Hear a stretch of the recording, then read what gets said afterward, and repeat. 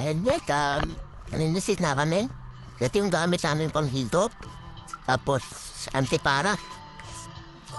Tapos, gloves. Ito, importante ito kasi mag-ano tayo ng buwamay, mga graba, masakit sa kamay. Kaya kailangan may gamit tayo nito. Tapos ito naman, pang-protect natin sa araw. Yan. Kasi mainit pa nun yan. Kaya gagamitin natin long sleeve. Isang kasama na. Itong kasama ating isa. Kaya, ay, tumat... At inisip natin, yung kupo natin. Basta nakalagay ako. Sa tapos.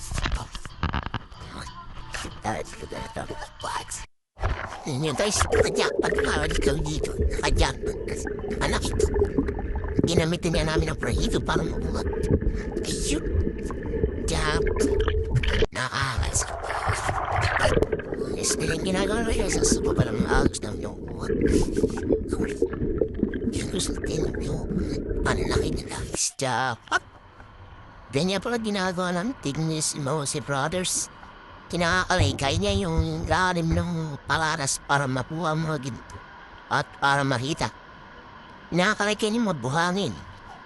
Pag durino yan, makikita, hikinan yan guys. Hindi na makikita yung mga gulagets or ginto. Dito lang nakukuha yan guys sa agos. Yan, talamig guys. Dito lang kakaiba guys, malaki, ang puti. Yung iba buhangin, pahirapan tayo sa agos. Ito makikita guys. Ang laki nito guys, jackpot to. Mas laki ng butil ng mga kanyan, ng pigas. Malaki pa sa nilong. Yes. Yan. Nilagay ko nga sa akin palad guys. Ang laki na guys.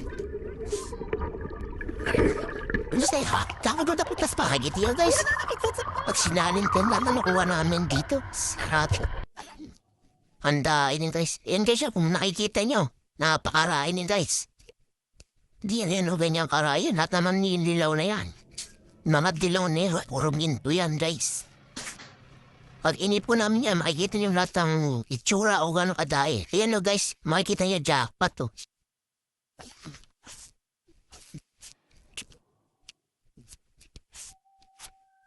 Di yan gold.